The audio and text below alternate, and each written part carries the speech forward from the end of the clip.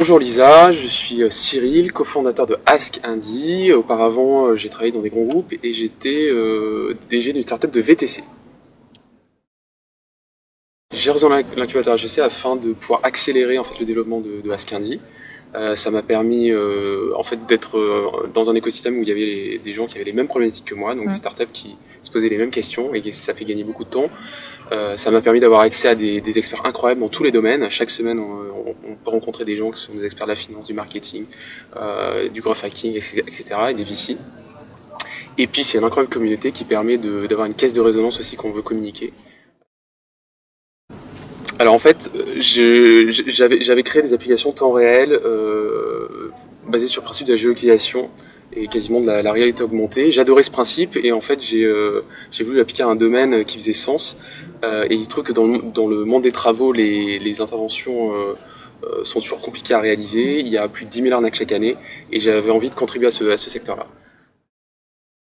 C'est énorme, il y a un énorme problème de confiance et en fait le digital permet justement de résoudre ce problème et aussi d'aider les artisans qui sont sérieux à se faire connaître et à se digitaliser.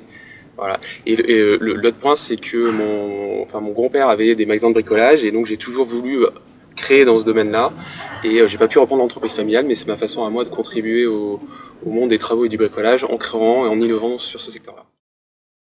Alors, Ask Indie, le but c'est d'être le leader européen de la réalisation des travaux à domicile. Notre but c'est de simplifier le quotidien de tout un chacun et de développer une incroyable communauté d'artisans qu'on va développer avec nous et qu'on va valoriser sur le long terme. On a passé en revue plus de 10 000 artisans et on est assez rigoureux dans la sélection, donc on en a activé 10%. Et le taux dépend bien sûr des catégories métiers. Par exemple sur la serrurerie, on a retenu que 3% des artisans. Alors, nous sommes dans l'équipe, nous sommes 5 personnes.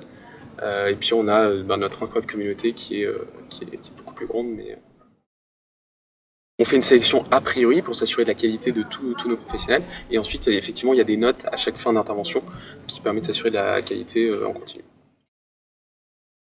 Le message, c'est en fait ce qu'on demande à nos communautés, y compris nos communautés de clients, c'est de faire appel à nous pour qu'ils simplifient la vie, qu'ils passent plus de temps avec leur famille, avec leurs amis, et qu'ils n'hésitent pas à faire appel à nos pros pour réaliser leurs travaux. Donc c'est vraiment améliorer la vie des gens. Et puis c'est aussi mettre fin aux arnaques, parce qu'aujourd'hui c'est pas normal qu'on ait 10 000 arnaques chaque année. Et donc ce qu'on veut, c'est valoriser les bons pros, en fait, qui sont aujourd'hui noyés dans la masse. Et donc nous, on veut s'attaquer à ce marché-là, développer l'emploi dans ce domaine-là, et créer une communauté qui partage nos valeurs, c'est-à-dire qui soit simple, efficace, honnête, et qui aime le travail bien fait.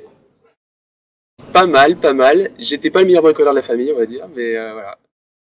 Ma devise, donner du sens, optimiser, surprendre.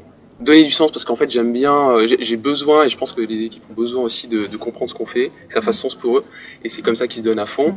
Optimiser parce que je pense qu'on a, et c'est le principe d'une startup, nous par exemple on utilise beaucoup de data, de données de temps réel contextualisées et c'est essayer d'optimiser les choses de façon à ce qu'on fasse les choses plus efficacement. C'est important pour moi. Et puis surprendre parce qu'en fait au-delà de l'amélioration incrémentale, les choses qui créent vraiment de la valeur sur le long terme, c'est aussi des choses qui sont surprenantes et qui sont hors des sentiers battus. C'est l'espace mouton, où on peut toujours rencontrer de nouvelles personnes pour déjeuner. Voilà. Est-ce que j'ai un message à faire passer à Xavier Niel? Je lui ai offert un code promo de 10 € qu'il n'a pas encore utilisé. Alors je voulais savoir si c'était un peu osé d'offrir un code de promo de 10 € à un milliardaire. Ou c'est qu'il avait pas eu le temps d'utiliser le service.